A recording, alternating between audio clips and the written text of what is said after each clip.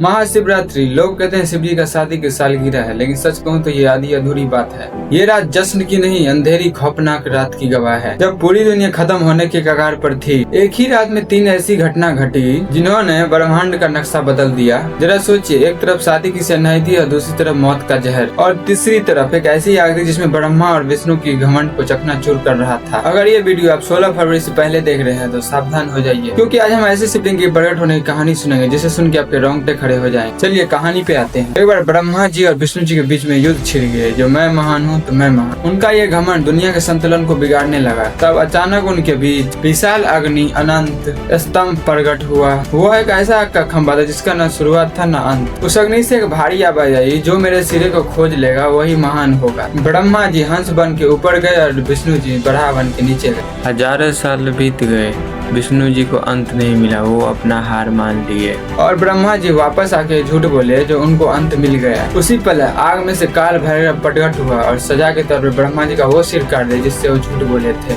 उनका अहंकार टूट गया क्योंकि शिव जी आग के रूप में आए थे। वो बहुत गर्म थे। तब देवताओं ने उन्हें शांत करने के लिए जल और दूध चढ़ाया। वही ऐसा पहला दिन था जिस दिन शिवलिंग पर रुद्राभिषेक का शुरुआत हुआ था। लेकिन कहानी यहीं पर खत्म नहीं होती है। एक बार देवता श्रीहीन जब कमजोर हो गए थे तो अपनी शक्ति वापस पाने के लिए समुद्र मंथन हुआ। सबको उम्मीद थी अमृत की, लेकिन निकला क्या हलहल भी। पूरी दुनिया जलने लगी। तब वही भोलेनाथ आगे आए। संसार को बचाने के लिए उबलते हुए जहर को पी लिया और कंठ में रोक लिया। जहर की वजह से शिव जी का शरीर पूरा तपने लगा। उस जलन को शांत करने के लिए पूरी रात देवताओं ने गंगा जल, दूध और बेलपत्र चढ़ाया। उन्हें नींद न आ जाए इसलिए सभी देवताओं ने पूरी रात गीत गाया और जागरण किया। यही ऐसी रात है जिस दिन हम लोग पूरी रात जागते हैं। लेकिन रुको, ये रात इतनी भी डरावनी नहीं है। इसी रात प्रेम की जीत भी हुई थी। जब माता सती अपनी प्राण त्यागी थी तब शिव जी पूरी तरह से टूट गए थे और बैरागी बन गए थे और दुनिया छोड़ के समाधि में चले गए। तब माता सती ने पार्वती के रूप में जन्म लिया। उन्होंने हजारों साल तक कठोर तपस्या की सिर्फ अपने शिव को वापस पाने के लिए। आखिरकार भोलेनाथ पिघले और इसी रात वही बैरागी दूल्हा बना और शिव शक्ति का मिलन हुआ। जब आप इस 16 फरवरी को जब शिवलिंग पर लोटा भर जल चढ़ाएंगे तो याद रखिएगा वही आग को आप शांत कर रहे हैं और उस जहर को, दर्द को कम कर रहे हैं।